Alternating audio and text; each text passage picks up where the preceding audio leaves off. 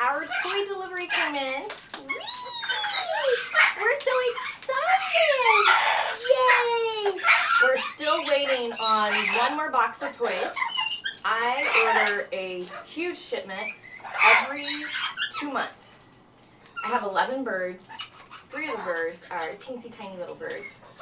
This is what it takes to keep a happy, healthy flock. One of the things, lots and lots of toys. And let me tell you, it gets expensive. So if you are thinking about adopting a parrot and adding a new family member to your home, think about what it takes to keep them happy. So I'm going to show you some examples of the toys I've ordered. Puffy and Baby, they love yucca with wood. This is one of their favorites. As you can see, Puffy is wasting no time.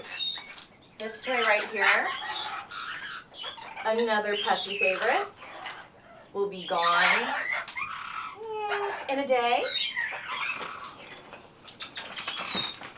This is also another great toy. They love these guys. Quinn loves these guys. Quinn's up there. I don't know if you can see him. He's visually looking at everything, deciding what he's going to take. Are you guys having fun? Whoa, oh, look at this. So, brand new toy. Can I see this, boo-boo?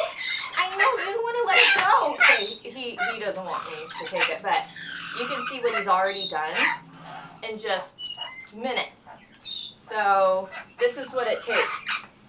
If you don't want to spend the money and buy toys, get a chainsaw, go to Home Depot, because you are going to be busy, busy, busy, especially if you get a macaw or a cockatoo.